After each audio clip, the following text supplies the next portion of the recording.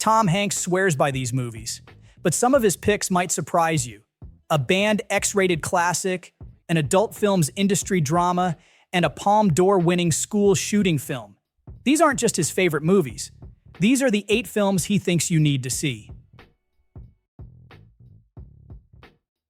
Tom Hanks is obsessed with A Space Odyssey. He was just a kid when it came out, but it completely blew his mind. The moment that stuck with him the most, that legendary jump cut, when a bone gets tossed into the sky and suddenly we're in space. A Space Odyssey had the greatest time cut in the history of time cuts. When that happened, my head exploded, he said. And after all these years, Hanks still can't get enough of it. He watches it a couple of times a year, sometimes just skipping ahead to his favorite parts. For Hanks, it's more than just a sci-fi classic. It came out a year before the moon landing and predicted things no one had even imagined yet. AI, space travel, the whole future of humanity. And if you ask Hanks, it might just be the best movie ever made. If you were a kid in the 60s, you didn't just listen to music, you watched it change. And nobody shook things up more than the Beatles. A Hard Day's Night throws you right into their world, following them through 36 hours of pure chaos leading up to a TV gig. But here's the funny part. United Artists didn't even care about the movie. They just wanted the rights to the soundtrack and figured they'd lose money on the film itself. Instead, it cost $500,000 to make and raked in $8 million in its first week. One of the most profitable movies ever, percentage-wise. It got 2 Oscar nominations, became one of the best rock movies ever made, and still holds a special place in Tom Hanks's heart. When asked about his 4 favorite movies, he put it at number 3, saying, "To see the Beatles be so fresh, funny, and hilarious, with the greatest music of any generation, that is definitely number 3. John Wayne famously hated Midnight Cowboy.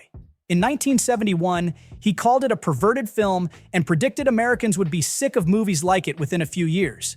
That obviously didn't happen. Not only did Midnight Cowboy win Best Picture, but it remains the only X-rated film to ever do so. At least until it was later reclassified as an R. For Tom Hanks, Midnight Cowboy is one of the greatest films ever made. He loves the movie for its performances, and it's easy to see why. Voight wanted the role so badly he took Actors Guild minimum wage just to get it. But the film's rawness made Hollywood nervous. When the first test screening hit that scene, where Buck has a gay encounter in a movie theater, audiences straight up walked out. Hoffman was convinced the movie would ruin his career. His agent freaked out so badly, he immediately got him a role opposite Mia Farrow in John and Mary, just to make him look like a respectable person. Tom Hanks has done his fair share of war movies. Saving Private Ryan, Greyhound, Band of Brothers, The Pacific. So it makes sense that The Best Years of Our Lives is a favorite of his. The movie follows 3 American soldiers coming home from World War II and struggling to fit back into normal life. It won 7 Oscars, including Best Picture, and guys like Scorsese and Spielberg swear by it. Harold Russell pulled off something no other actor has. He won 2 Oscars for playing the same role. The Academy thought he didn't have a shot at winning, so they gave him an honorary award for bringing hope and courage to his fellow veterans. Then, later that night, he actually won Best Supporting Actor. Back in 1946, it was a massive hit. The highest-grossing movie since Gone with the Wind, making what would be about $515 million today. And according to Hanks, it still hits just as hard. He said, "I think that is the best film about the war and the generation who fought it." You could watch that today, and it's all about who we are right now.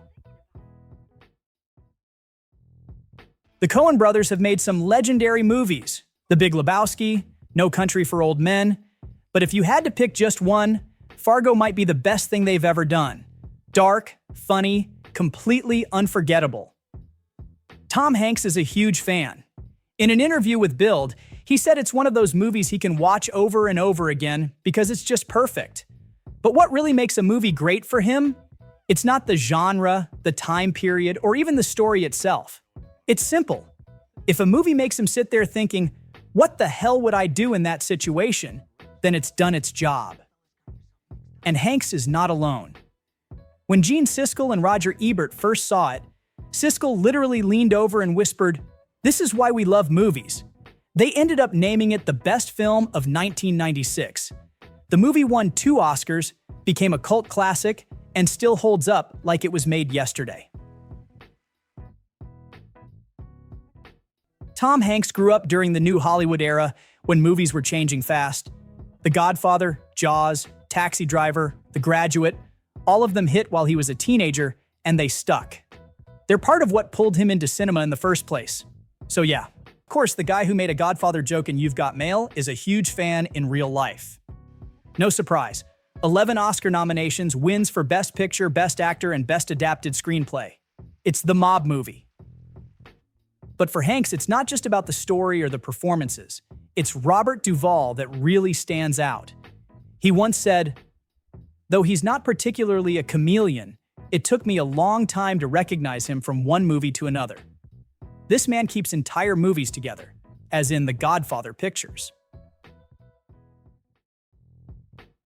The San Fernando Valley was the center of the adult films industry's so-called golden age in the 70s, and Boogie Nights dives headfirst into that world. The movie's loud, chaotic, sleazy as hell, and somehow one of Tom Hanks's favorite films. Yeah, you wouldn't expect it, but Hanks once said this movie was a revelation for him. The movie scored 3 Oscar nominations, but the behind-the-scenes drama was just as messy as the story on screen. Burt Reynolds hated this movie. He saw an early cut, lost his mind, fired his agent for getting him the role, and refused to promote it. William H. Macy almost passed on it too. His agent told him to skip it, but he read the script, loved it, and signed on immediately. As for what Boogie Nights is really about, Anderson has given a few different answers over the years.